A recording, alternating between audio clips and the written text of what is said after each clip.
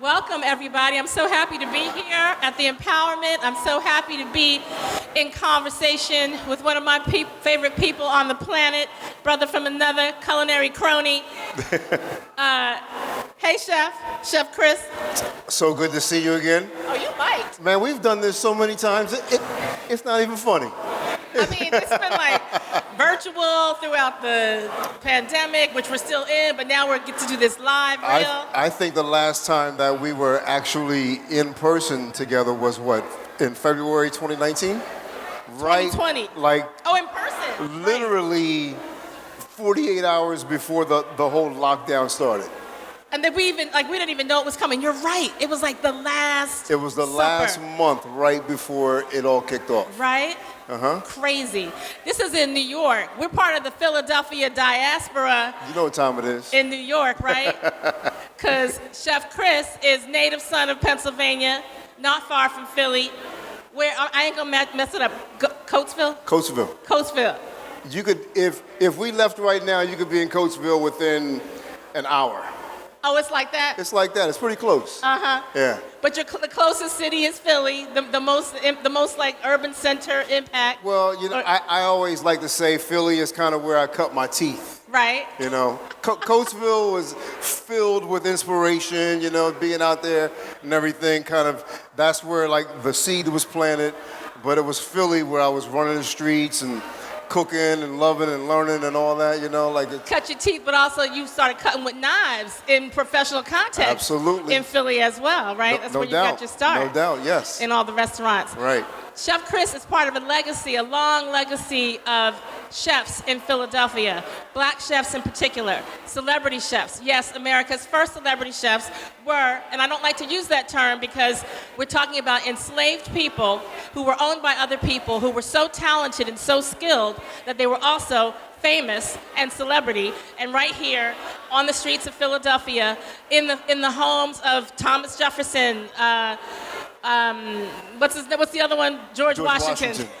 Yep. You know who I'm talking about. I'm talking about Hercules. I'm talking about Hemmings, right? And I love to think about my contemporary brothers, Chef Chris, Chef Omar here, who we'll hear from in a minute, who are carrying on this legacy of James Hemmings, America's first classically trained chef de cuisine. Right.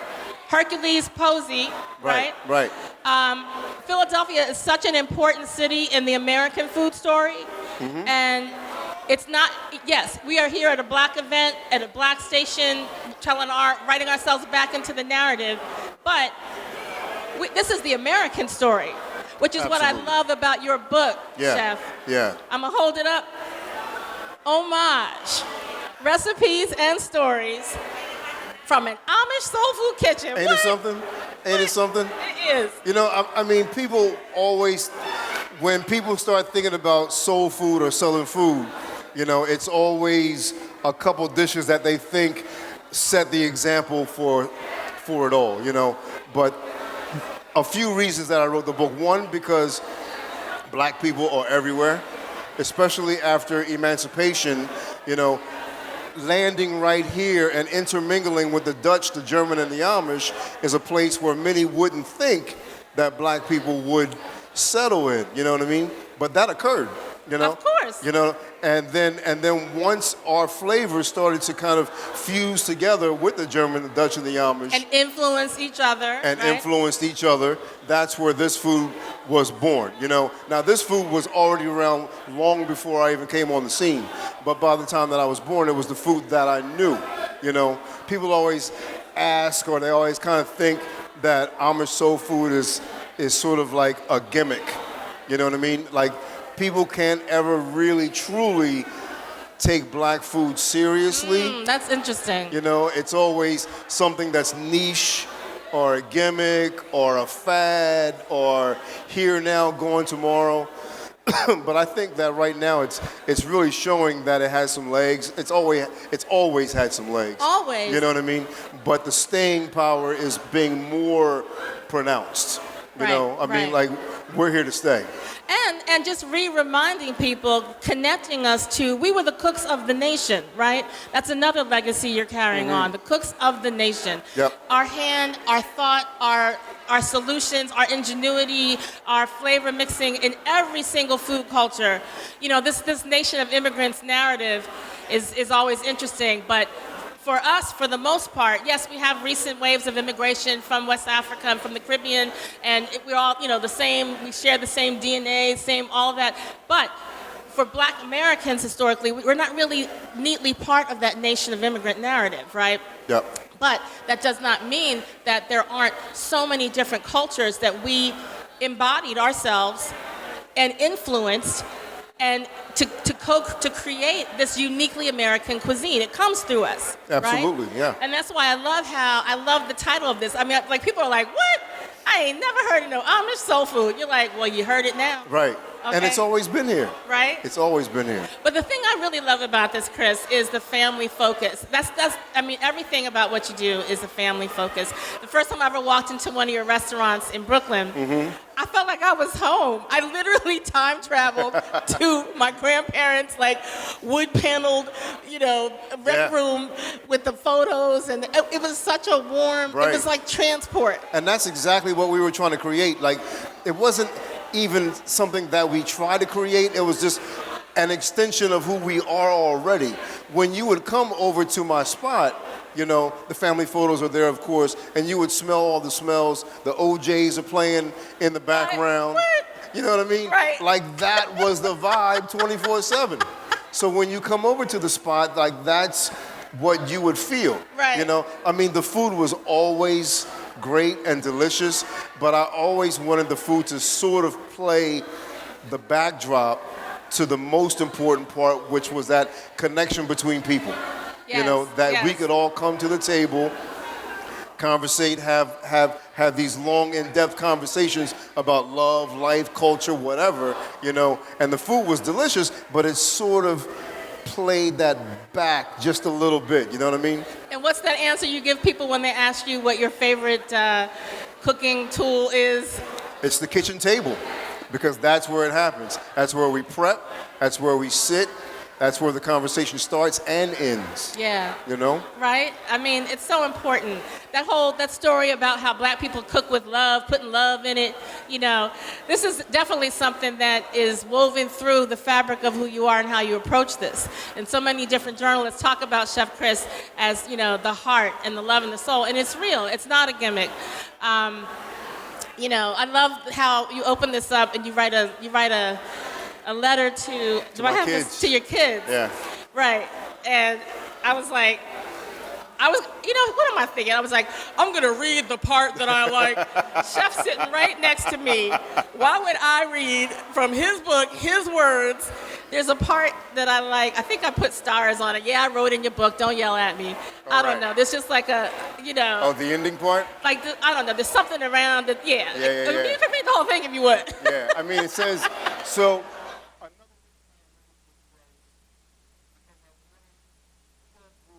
in homes where pictures of our ancestors are around all the time, you know. And just like in my house, there would be pictures of my mom and my grandmother and my uncles and aunts that my kids will walk by all the time as well. But I knew that there would come a time when they're going to stop and say, who is that person? Right. Just like I did. Right. What did they do? What did they eat? What kind of job did they do? Tell me more about these people whose same blood runs through me. Yes. You know what I mean? Right. And that might come a time where I might be too old to remember or might not even be here anymore. Right. And this book is the key. Documentation. It's right? the key, and this book is forever. You know, like, this is the key of the link between them that reaches all the way back. That's you know? why when they tried to make it that we couldn't read and write, the first thing we did was learn how to read and write so we could be able to do. I mean, right. I digress, but yes, I'm caught up. I'm caught up, Chef. Right. So in it, you know, it just, like, the dedication is a picture of my 4 children, and it just basically talks about how family is strength, you know, and that no matter what happens in the world, that we will always have and keep each other. Because to me, like, the black family is powerful. It's important. It holds structure to who we are. It's our foundation. Right. You know, it's our language of so many ways. It's our language in the kitchen. It's our language in our spirit. It's our language with our relationship with God. You know, it's all of these things. So, and then it talks about specific dishes, but then just so that they would know that this just ain't a book to sit on the shelf, I even write in here, make sure that you use the book. You know, and I'm sure that when they read that, they can hear my tone.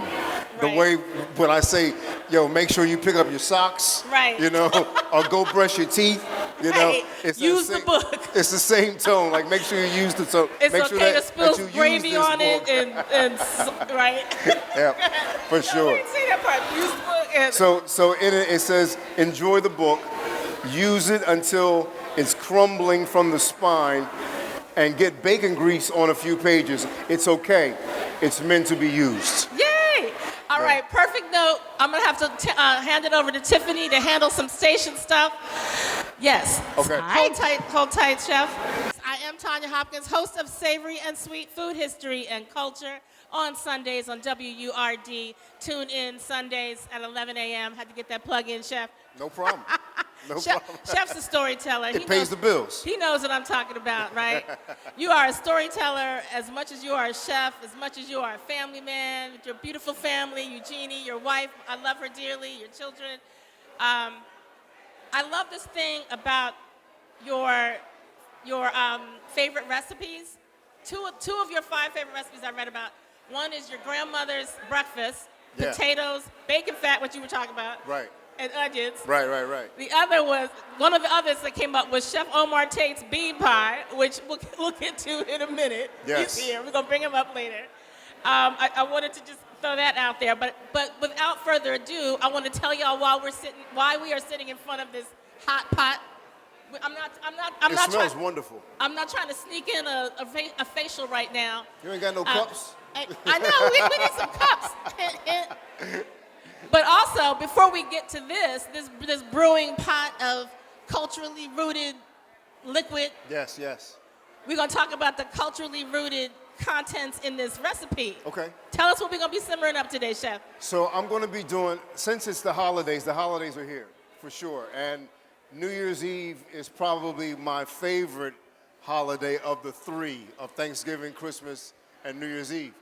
There's something about it, like I always am into the fresh start concept of everything, but also knowing, you know, that we're going to have oxtails, black-eyed peas, and rice.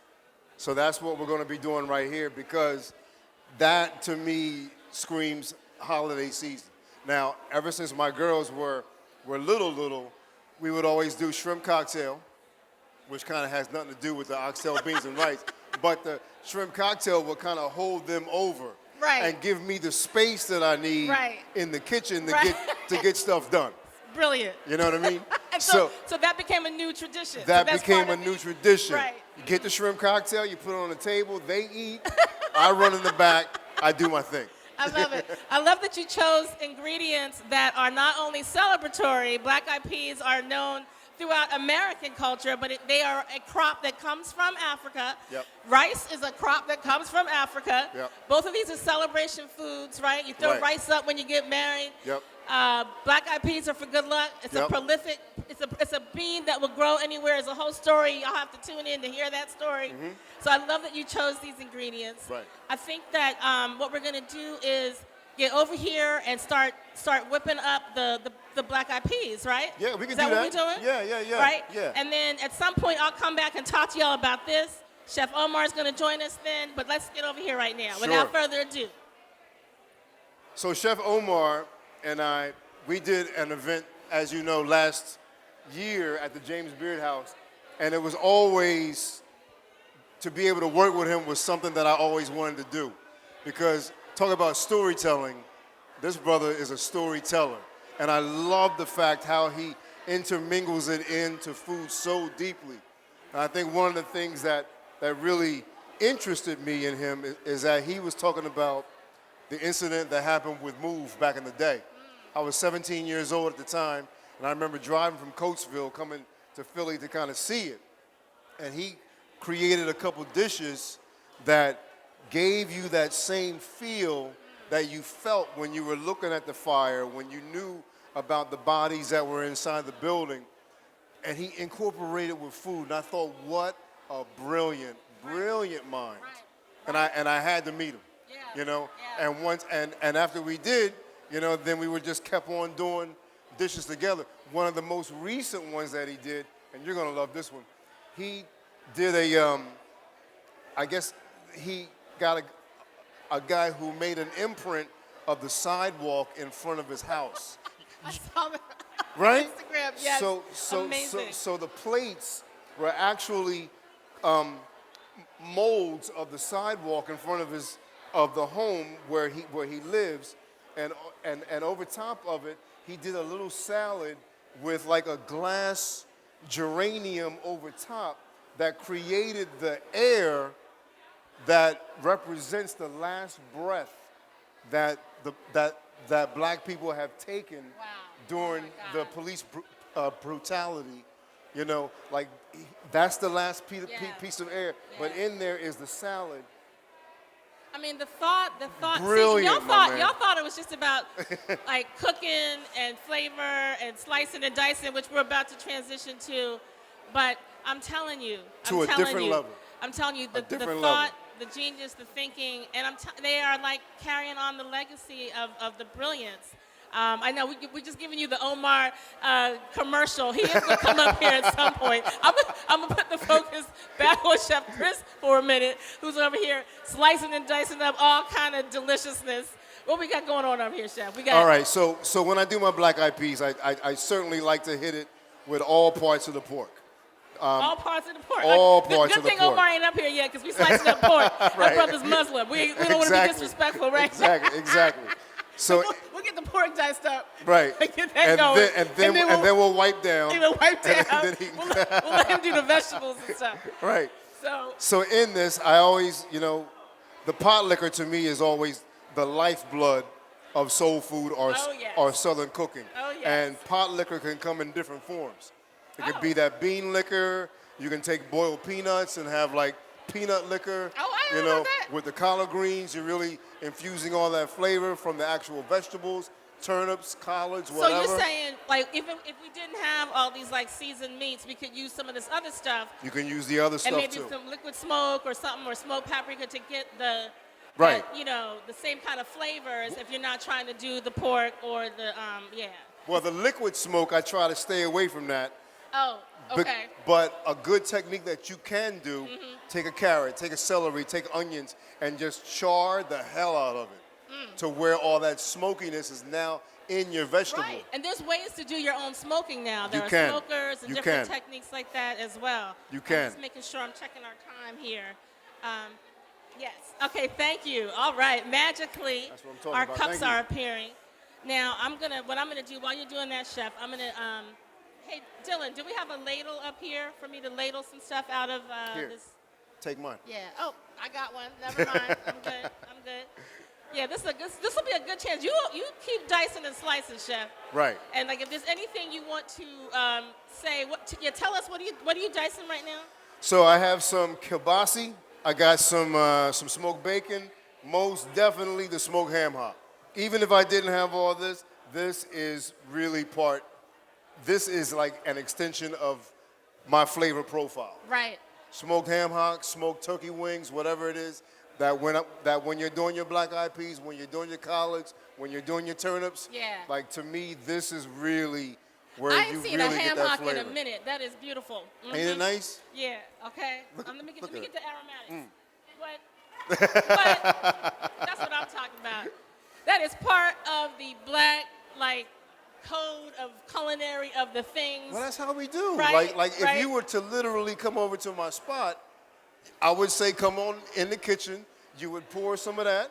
I'm gonna go. Of these beverages right here, Beverage. and then we would just do our thing. You know? Chef Chris and I got history on beverages also. That's why this is a food and drink combo, okay? It never ends. So Never ends. we were talking about the storytelling and the Philadelphia diaspora we got going on up in New York, where him, Chef Omar, Chef Kurt were cooking at the Beard House. They're like, yo, T-Hop. I don't know if y'all call me T-Hop. That's one of my many nicknames. You gonna hook us up, like, what y'all got for the beverages? So I came in to pair some wines for some of them, but then it was like, you know what? Everybody's not trying to drink. So let me come up with something that can go with the food. Yeah. And then I thought about like a mocktail, but also like how do you get those flavors? And a lot of ways you get those flavors is by simmering up. And I call this as having aromatics of ancient Africa. Here, you pour that. I got to get the peas out. Okay. He's got work to do. I'm going to entertain y'all with this story, but we'll come back. So, yeah, this is basically, I'm calling it, you need to get down here. I'm calling it a mock mulled wine. There's no actual wine in it. And it's a reclamation of the classic holiday spices that we think of as European, right? You think cinnamon, allspice, all that stuff. No. All those ingredients come from black and brown places, okay? We're talking ancient Eastern Africa, Middle East, Southeast Asia, North Africa, West Africa. I have spices from a lot of those, and I try to pull from particularly from West Africa, since that's where a lot of us come from. But those spices are from there. So those are in here, but more importantly, the base of it are African teas that, edible plants and flowers that are from the continent. The number one that's giving it the rich color, I'm afraid to put this hot liquid in these plastic cups. Man, I got you. Hold up. Man, I got you. Okay, all right. So basically, what we gonna do? You bring this whole piece. Yeah, but wait. No, I'm gonna bring the cups over. I'm afraid to put the liquid in the cups. Oh, no, I think it'll be all right. I feel like, you think it'll be all right? Yeah, I think it'll be all right. See, there's no end to his talents. He's over there cooking and coming over here being my assistant on the tea. Now this one is brewing up, so it's not gonna be as red colored as I see chunks of ginger in here. There is. Don't let me burn you, chef. Don't let me. It's all good. You good? You good? It's all good. Okay. It's all all right. good. So we're gonna start with that, and then I'm gonna ask Dylan to pour us some of the really vibrant red. What? Can you guys see how Man, there's no liquor in this. How inky and vibrant this is? So this happens if you use. You can get tea. You can get bagged tea, but you can also get the actual leaves. They call them subulu in Ghana, sorrel in the Caribbean, zobo in Nigeria, I believe, bissap, hibiscus. There's a million different names, but we mostly know it as hibiscus. And I like to use the loose, the bagged teas, preferably from a black-owned or a. Oh, good! You guys are gonna get some samples. Woo! Woohoo! And I cannot, I can't take entire credit. Yes, this is a recipe I came up with, but African women, Ghanaian women, Nigerian women, Jamaican, all kinds of Caribbean women have been making drinks like this since forever. And so I was like, why don't we decide to have like an Afrocentric holiday drink? And so this year I'm gonna be hosting the Kwanzaa mini-series on foodnetwork.com starting on December 26th, and the very first recipe is based on this. And it's not too sweet. You get the tartness, but it's a mock mulled wine. So instead of wine, I'm using the red, the tea, the red rooibos, the red hibiscus, little tart cherry, cinnamon, allspice. I'll get the recipe to you guys if you're interested. Yes, tell about it. Yes. This is Andrea Lawful Sanders, y'all. Good afternoon. I heard her talking about the drink. We call it sorrel in Jamaica, S-O-R-R-E-L. It is a hibiscus plant, but we make it with ginger, 140 proof white rum, and sugar. Okay, see, I was getting to that part, Andrea. I was getting to the part to where the mocktail can be or not converted into a cocktail, okay? You can also take this hot liquid, package it up, chill it, pour it in a glass, add a little sparkling wine. The creativity is endless. There's no end to the creativity, right? That's what it's all about. And the flavor is outstanding. The flavor's outstanding. And I can see from yours, it's not even fully extracted all the color, all the stuff yet, but the ginger. The ginger right. is kicking. Right. Cheers, chef. Cheers. Cheers. What you Yo, in January I'll be 10 years. 10 years sober. You hear that? You hear that? I'm raising a glass of my mock wine, mocktail to Chef, who is sharing with us that personal part, which is what inspired me. He inspired me because it's like, you know what? All this stuff, I feel like this industry can be very irresponsible sometimes. Absolutely. And it's just a Absolutely. focus on alcohol, a focus on wine, a focus on, which is fine, but not always. We got to have options. And as a people, we are multi-generational when we celebrate, right? And so we got to continue. That's part of our strength. The theme is empowerment, right? We got to continue to reinforce our strength, our love, each other, our family. We got to have options for everybody. We can't make people feeling bad that, wait, what's we got going on over here, Chef? I've been talking and I look down, and it's like magic. All right, so the black eyed peas are working right here. If you look in here, I wish we had like a little camera where you can kind of I'll tell y'all what's happening. see what's happening. Trust me. So you got all that porkiness, you got the smoked ham hock, you got some peppers and onions. Smelling it, you know what I mean? But over here, I got some oxtail that. I'm gonna just have to shoot some video. So Okay. check this out. So one of my secrets that I like to do. Oh, he giving away secrets, y'all. You listening? Right. You So paying listen attention? up. Nah, they can keep on talking because if they don't hear it, they ain't gonna hear it They ain't again. gonna hear it. So Secrets. So one of the things that I do is that I put jerk spice in with the oxtails. Andrea, you heard that? He Now putting I jerk do spice in the as oxtail. I'm doing it because it kind of gives you that left turn. Like you can have your oxtail in a pepper pot kind of way for the Right, holidays. that's how I you know do what it. mean? Yeah. You know, have those Guyanese kind of flavors with the spiciness. I tend to go the other way, more Jamaican, more allspice, more jerk, Yes, more yes. fresh thyme.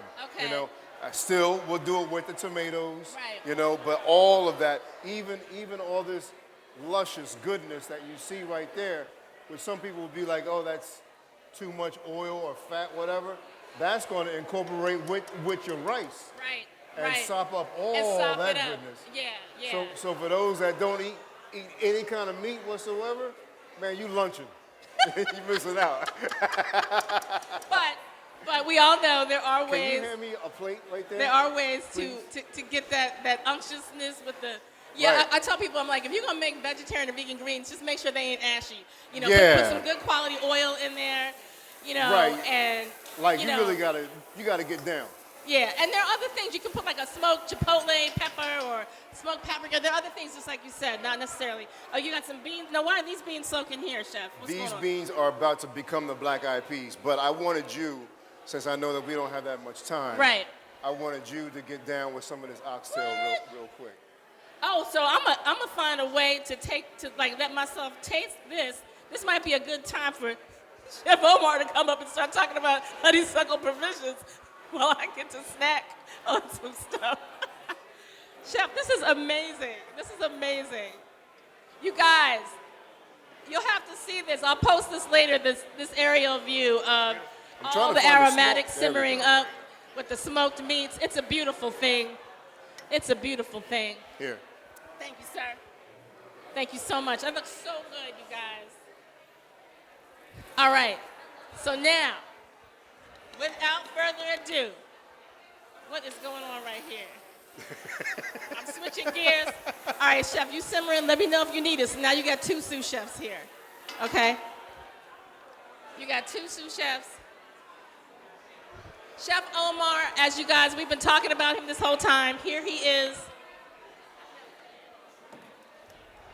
He is a poet, a artist, a culinarian, and he and his wife just opened, Chef Sybil, she's also a chef, just opened a place called Honeysuckle Provisions.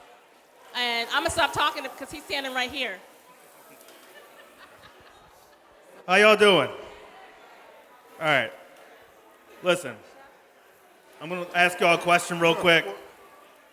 It's a call and response. If you like food, I just need you to clap. All right. I'm going to ask y'all one more time because that was like really, really low. If you like food, I just need you to clap.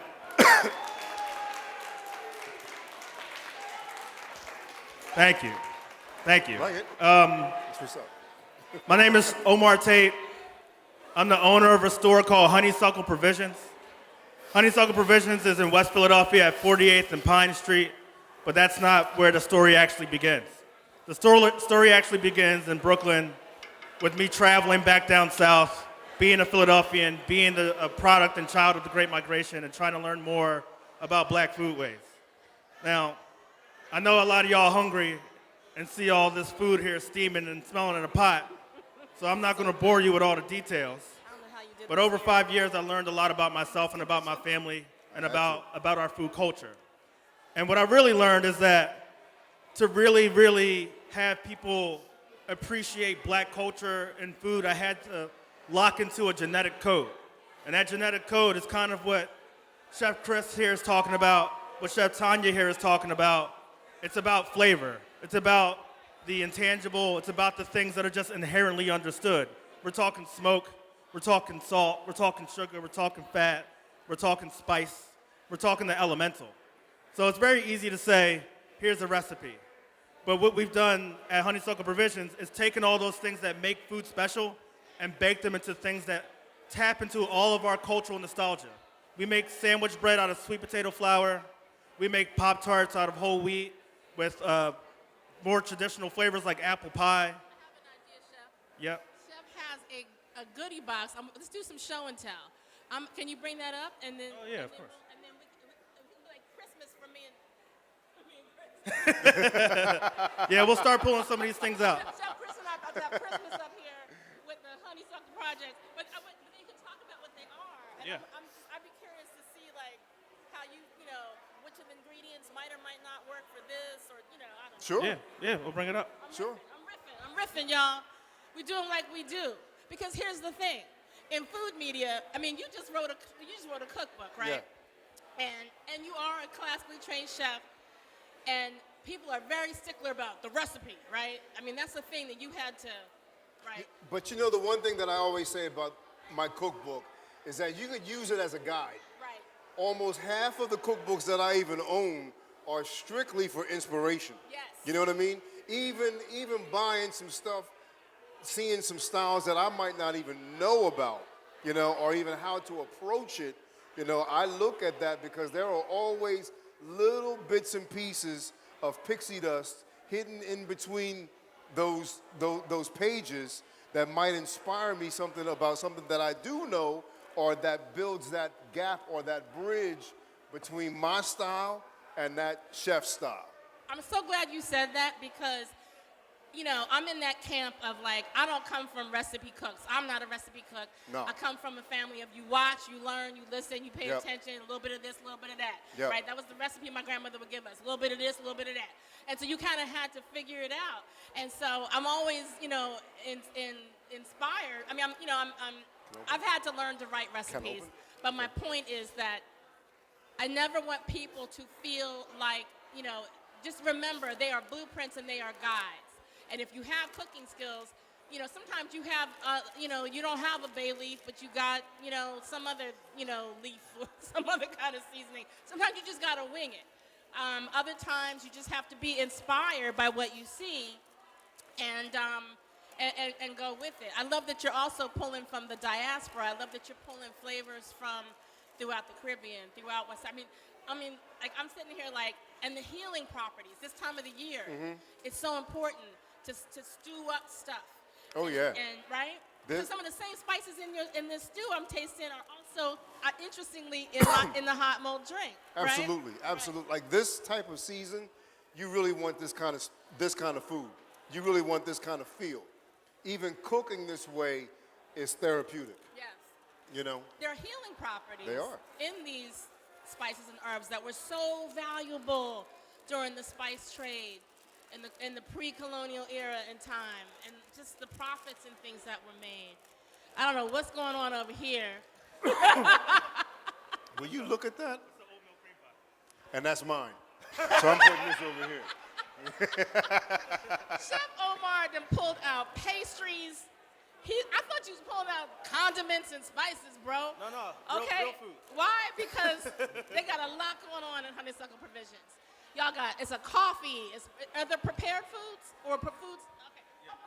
I'm gonna tell y'all one. It's I also do this. It's prepared foods. We make fresh bread every day. We make fresh pastries every day. And I'm going to line these things up on the table so everyone can kind of gather around and take a look at what we offer.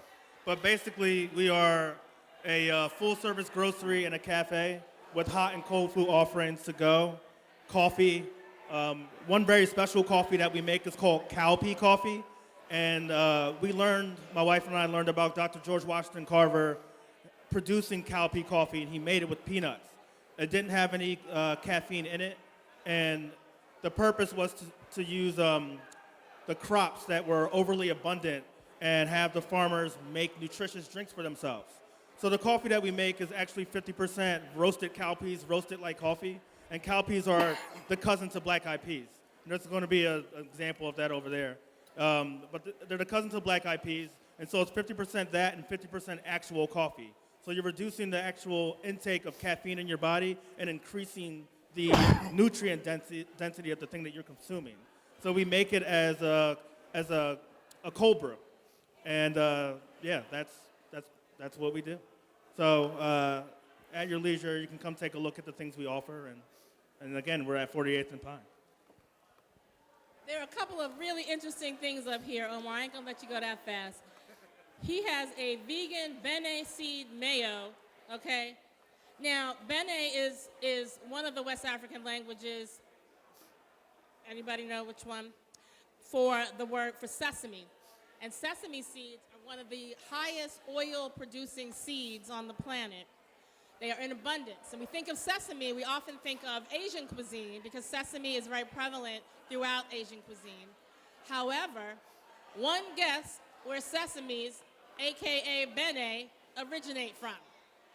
Anybody want to guess which continent sesame is actually from?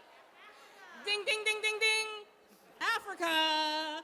Okay, which means that the cradle of civilization, yet another thing that comes through there and works its way over into Asia. But I say that to say that it's got good fats, good oils.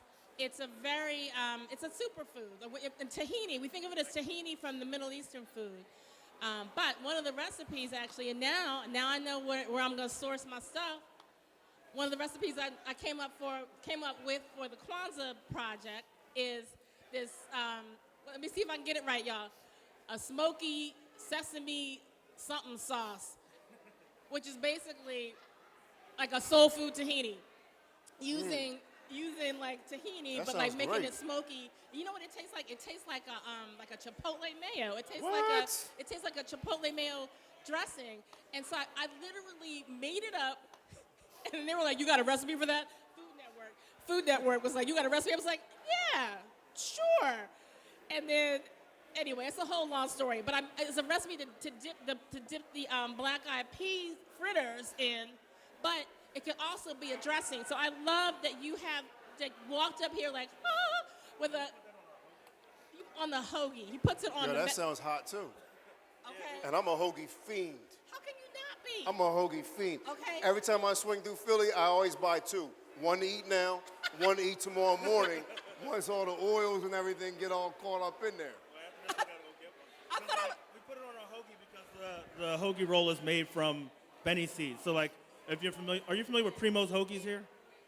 Yeah, so their rolls have sesame seeds all over them. So we wanted to create like the equivalent to that, but with this West African basis. What is going on? Get down with this. Is this like a spice? Is it like a Man, spice cake? What's you got to going on? get down with that. What is it? What is it? What is this? Velvet? What is this? What am I eating, Chef?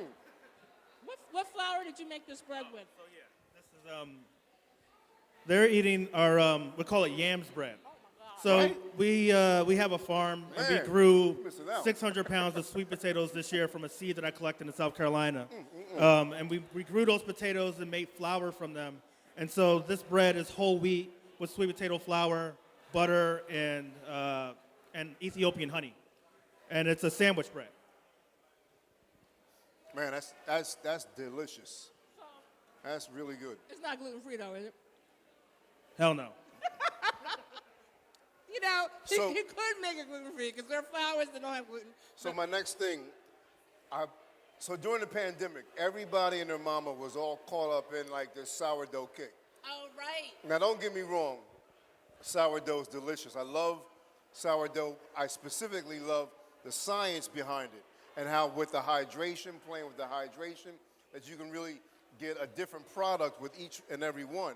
But it dawned on me, how come every single time when we as Americans think about bread, our minds always go to Eurocentric breads? Exactly. Good Focaccia, question. Good brioche, question. you know, baguette, stuff like that. Why not biscuits? Why not roti? Why not injera? Injera. Why not tortilla? Because even all of those require just as much science behind it. Absolutely. You know what I mean? And are older. To nixtamalize the corn, the fermentation in injera. You know what I mean? All of that requires science as well, but becomes sidelined for whatever reason. Yeah. You know what I mean? Yeah. But those breads deserve so much more importance too. So when I see Yes. black people making good bread, Bread. Yes. it's so inspiring. It's a turn on. You know what I mean? Like it makes me also want to do that deep dive into more baked items. Yes. You know? You just gave me some bunch of topic ideas for the show. Okay? Because you're right. It's like a bottomless pot of different things that, like, why is that? You know, why, even coffee. Coffee is from Ethiopia. Why do we think of Italy? Right. Right? People of color have been baking bread since the beginning of time. Either in clay pots, on hot stones, in La Planchas, whatever. You know what I mean? Like, you don't need no $15,000 combi oven to make a nice piece of bread.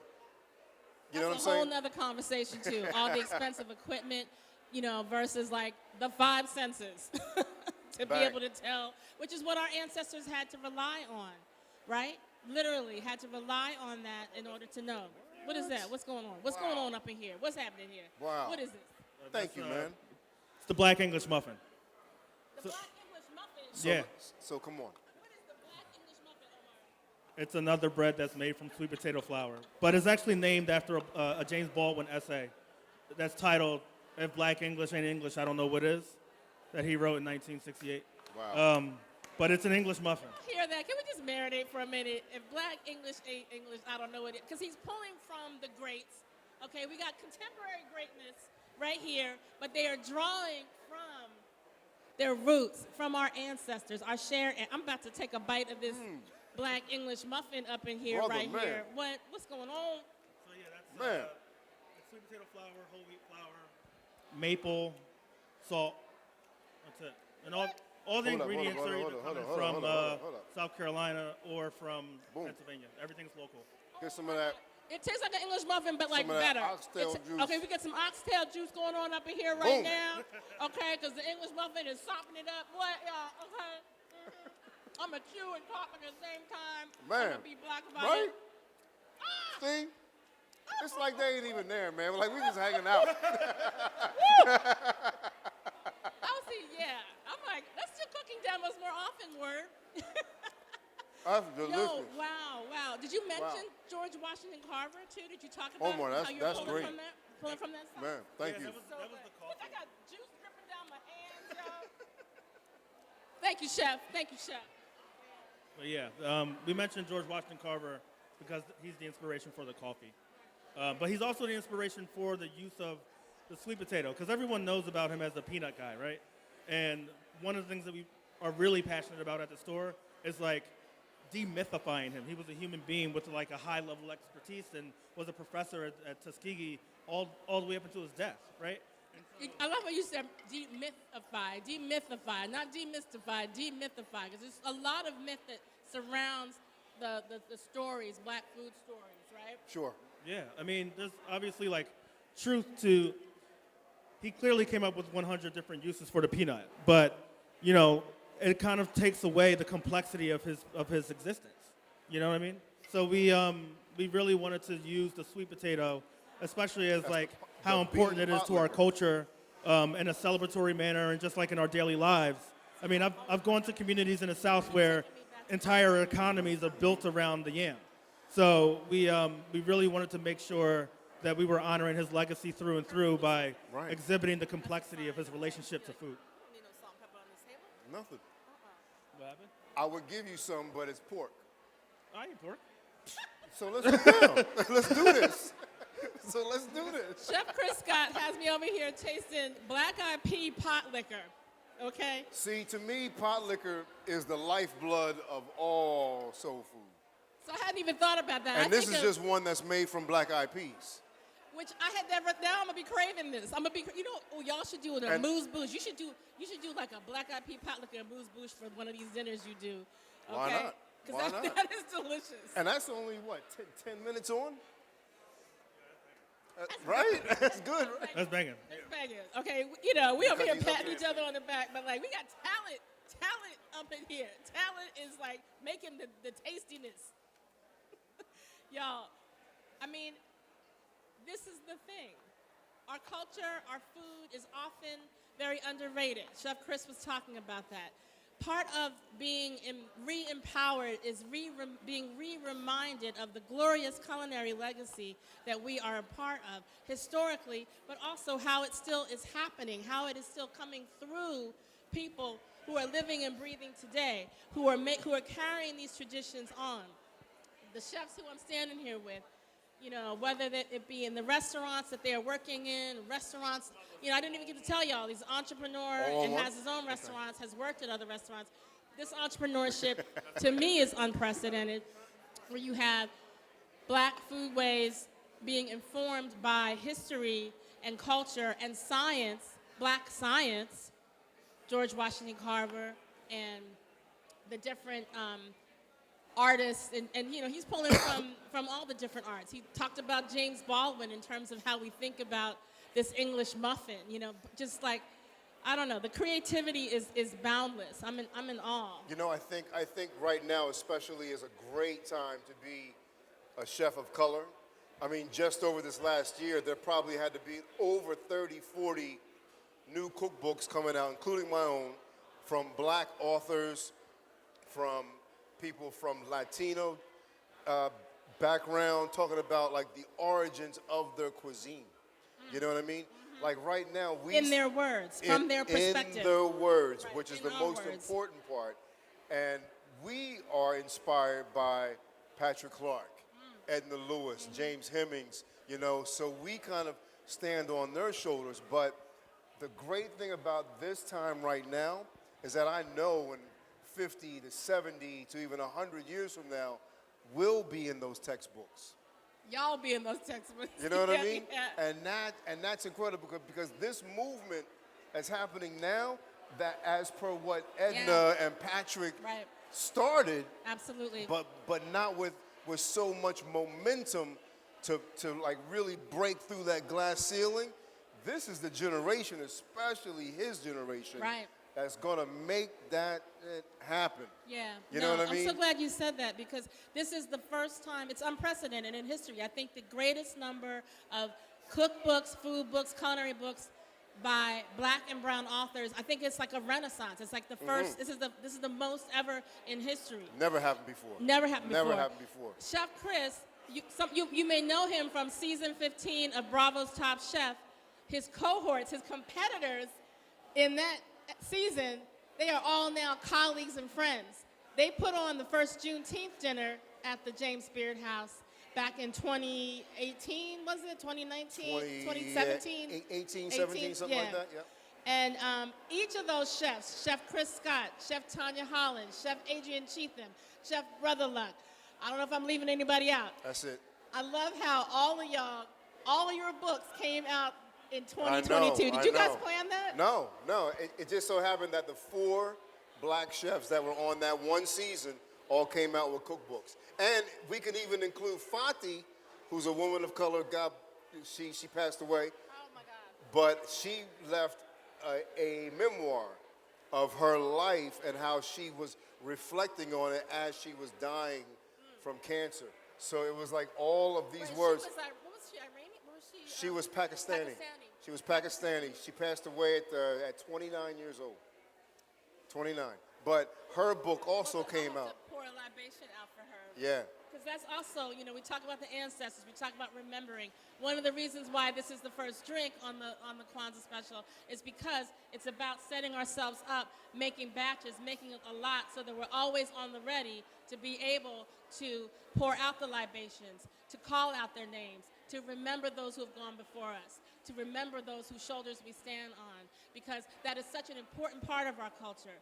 Respect for elders, remembrance of the ancestors, right? And just doing it in our work, in the thoughtfulness, calling out James Baldwin and how you named this, just referencing your colleague, and it's important. That's who we are, and that's also that needs to happen this time of the year.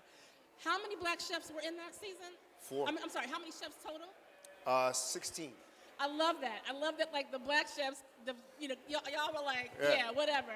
We're going to compete, but, like, now we like, yeah. And we did it. Came together. We did it. I want you to get a glass. I want us to, like, I don't know, maybe do some libations. Were you going to say something? No, I was wondering where my food at. What's going on, Chef? What's the status? We can eat. What's the status? I'm just waiting on the black eyed peas. But let me check it out. Omar's like, I ain't got nothing to say. Make me a plate. Okay, but wait, I do want to say this, though. You said something, Chef Chris, how New Year's Eve is your favorite. And I love that you picked out that day in particular, because now look at him over here. He's over here doing a little chef's trick. He done put a bean on the board and is like testing the tenderness of it. He tried to be slick and kind of like yeah. But see, we have all these fancy equipment, but here you are using old school, just like, let me just pull a bean out and do see if the bean is ready. It ain't ready, okay? Yeah. But it's going to be ready. That's what I'm talking about. It's going to be ready. It's going to be ready. But it ain't ready right now. But it ain't ready. And that's the thing. People got like thermometers and timers and all this. Like, just test the bean ready. You really have to trust yourself. So many people are like, oh, I don't know how to cook. I don't know how to cook on your level, whatever. My mom made it very clear to me, before you leave this damn house, you're going to learn how to cook and you're going to learn how to wash your own clothes. Because you might not find nobody who's going to do that for you. You might, but you might not. So, and I try to tell my children the same thing. At the very least, know how to fry an egg, whatever. And it's a survival skill. But here's the thing that I tell people who claim to not know how to cook, is that as you're frying that egg almost every single time, watch how it scrambles. Know what happens when the pan is too cold, too hot.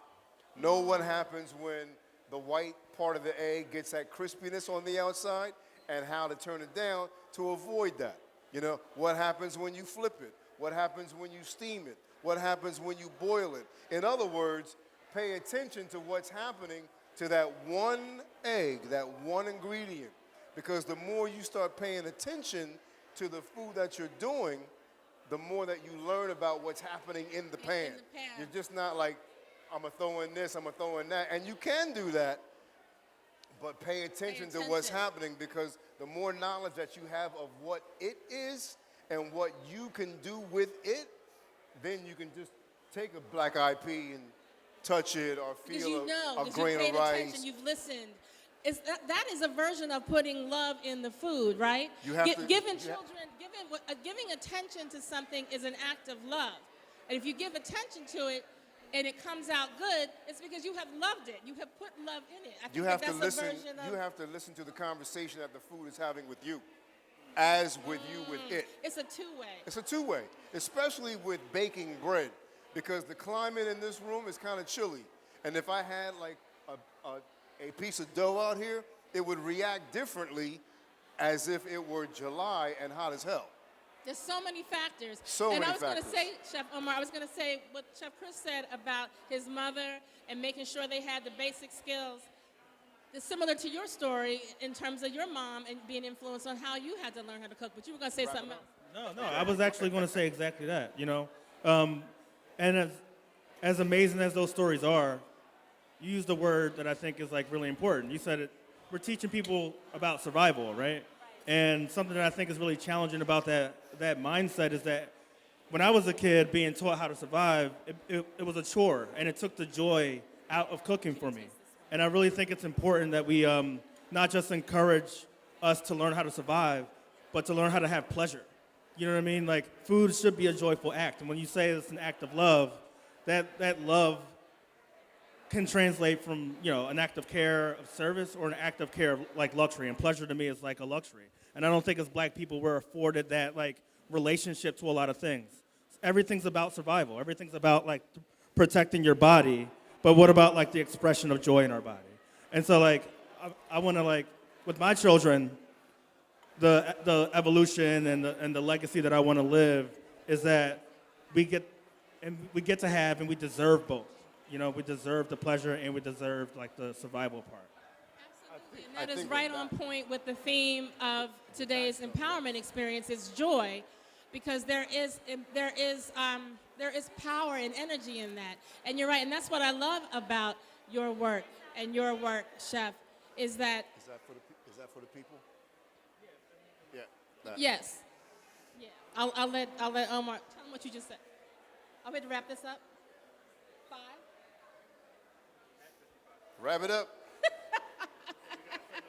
We got 7 minutes. Man, we like Stevie Now Wonder 6 minutes. at the Grammys. At the Grammys, right.